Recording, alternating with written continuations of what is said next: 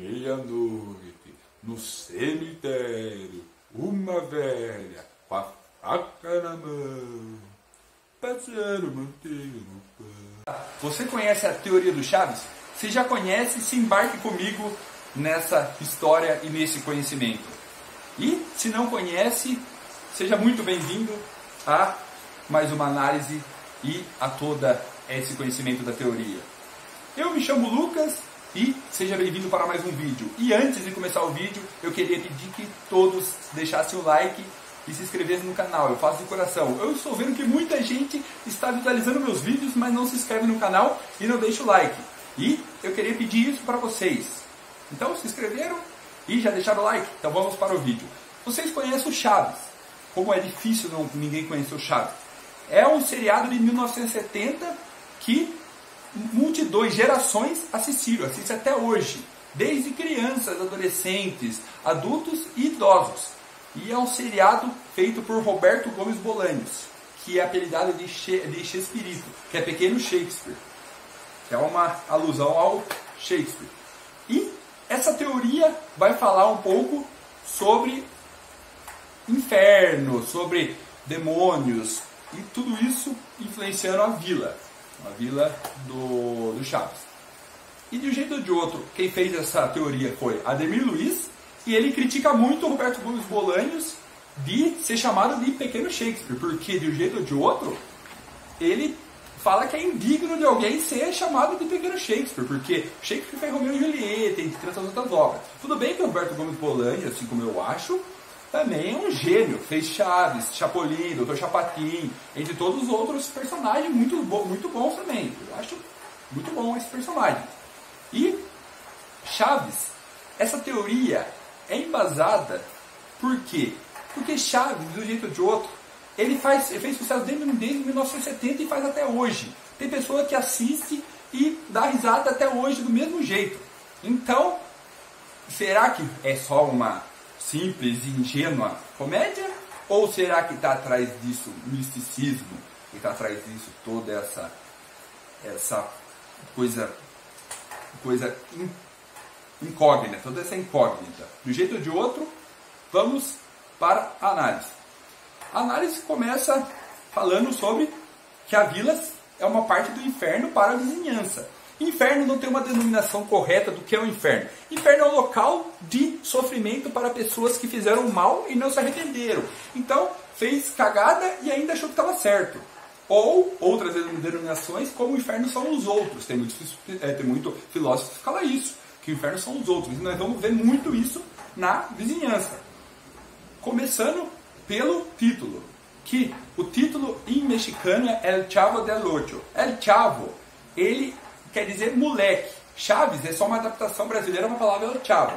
Moleque é quem faz molecagem. Então seria alguém pecador, uma pessoa que faz pecados. Então nós vamos falar de pecados, mas pecados capitais, não pecados mortais. Porque se fosse pecados mortais, não seria tão simpático o povo da vizinhança. E todos eles, multidões gostam dos personagens da vizinhança. Então nós vamos falar sobre os pecados capitais, que são luxúria, vaidade, gula, ganância, preguiça, ira e a inveja, que são os 7 pecados capitais que muitos de nós comete de um jeito ou de outro. Não tem como você não cometer essas coisas, porque nós não somos perfeitos. E o Chaves del Ocho, porque ele mora na casa número 8, ele não mora no barril. E deitando 8, vira infinito. Infinito, ele, além de ser dessa dominação de infinito, também é a morte, porque a morte é um infinito vazio. Assim como a vida tem um começo, meio e fim, a morte não. A morte ela é para, ela sempre vai ser um infinito vazio. Isso é a morte. E a vila ela é um labirinto, porque a vila do nada, você sai da vizinhança, você entra. Tem o restaurante, e tem o parque, tem a aula, né? Tem a escola, e tem tudo isso. Só que isso é um labirinto incógnito, porque você não sabe de onde vai sair, onde entra, é tudo o labirinto. E como o inferno, isso tudo é um ciclo vicioso que faz com que as pessoas acabam fazendo coisas erradas. E isso daí, tudo gira em torno sempre da mesma coisa. E Acapulco, tem muita gente que poderia falar assim, mas e Acapulco? Acapulco é coisa boa. Sim, porque é uma exceção à regra. É como se fosse assim, eles foram para Acapulco porque fizeram alguma coisa boa nessa morte que eles estão pagando por isso. Poderia ser uma exceção à regra, eles fizeram alguma coisa boa. E dá uma alusão que um dia eles vão ter paz, que isso nunca vai acontecer. Esses pecados, todos da vizinhança, pecaram em vida. Então, o Chaves, ele pecou na parte da gula, em vida ele pecou muito, ele comia muito, então ele foi amaldiçoado a não ter comida agora, em morte, porque ele tá pagando por isso. Então, ele não tem comida e o lanche que ele mais gosta é o sanduíche de presunto. Uma alusão às regras de Deus. Ele está tirando as regras de Deus. Ele não tá cumprindo as regras de Deus. Outra coisa que ele também faz também, que não está cumprindo as regras de Deus, é que ele chama o mestre autoridade, o mestre de linguiça. O professor Girafales de linguiça. Outra que o Velho Testamento fala, que Deus não gosta que as pessoas comem carne de porco.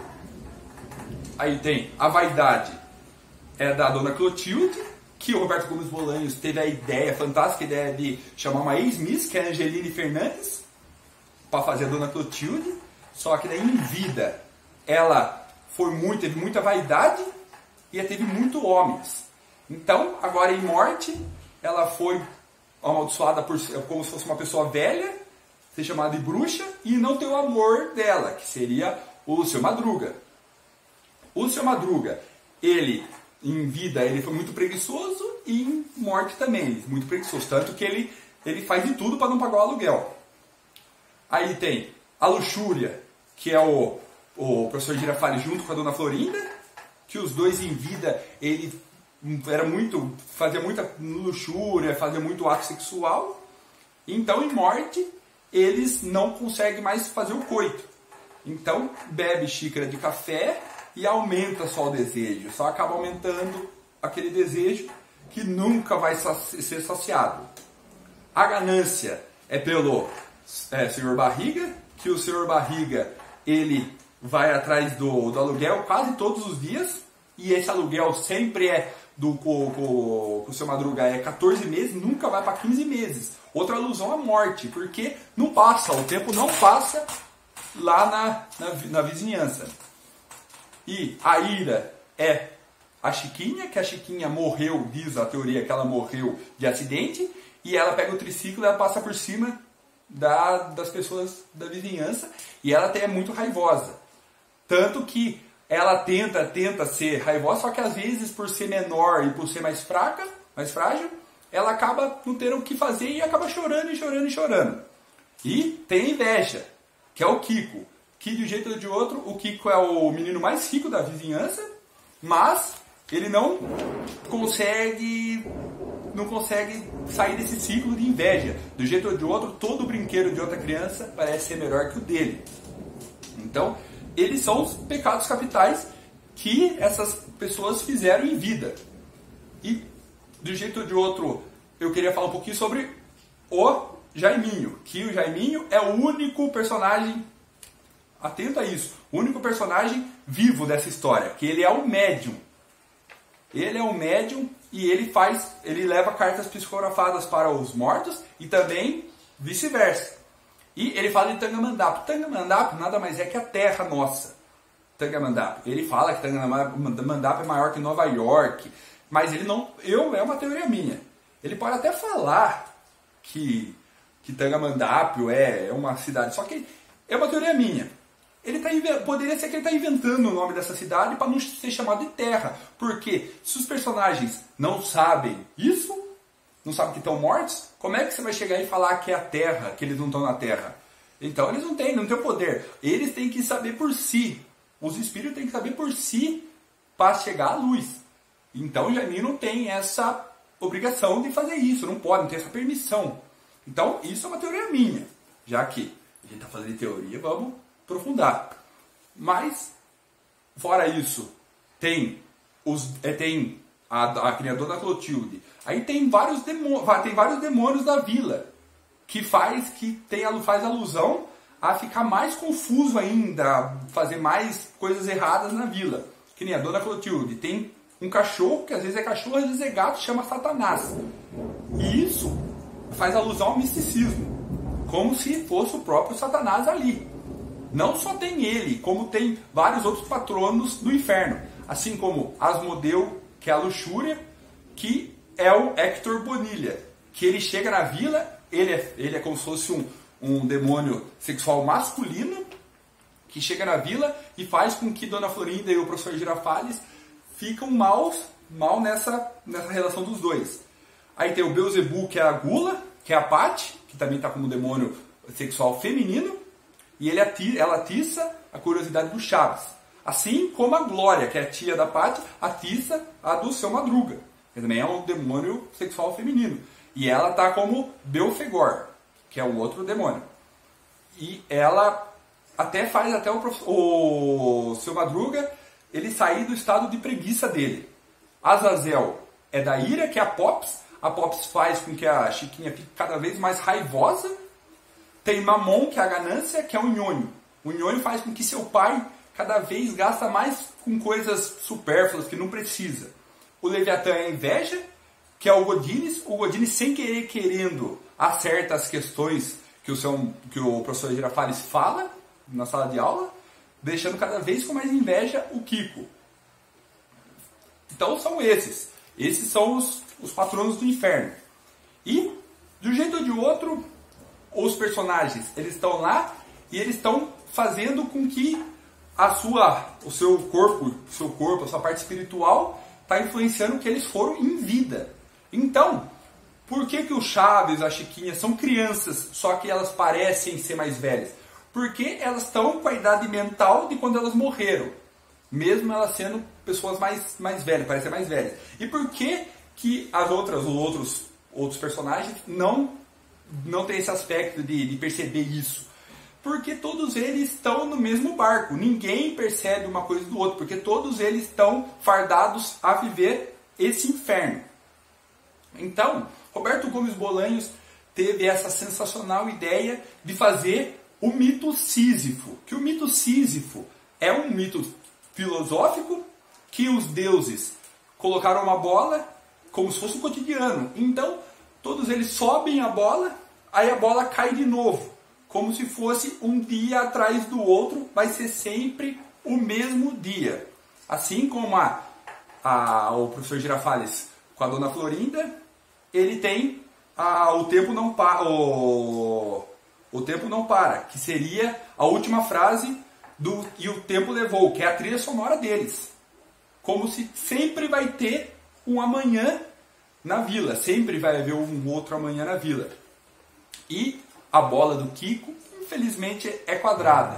É um tanto como triste essa parte cômica que eu estou falando. Mas sempre haverá outro dia na vila e sempre haverá outro cotidiano e sempre esse ciclo vicioso. Então, se vocês gostaram do vídeo, desde já eu agradeço, se inscreve no canal, deixa comentários falando se vocês concordam ou se vocês não concordam dessa teoria, porque eu concordo com partes e não concordo com algumas partes. Então deixa comentários falando o que você achou, o que você não achou da teoria. Eu sei que muita gente já fez muita teoria, fatos conhecidos, Você Sabia, canal Nostalgia, e são canais que eu gosto muito.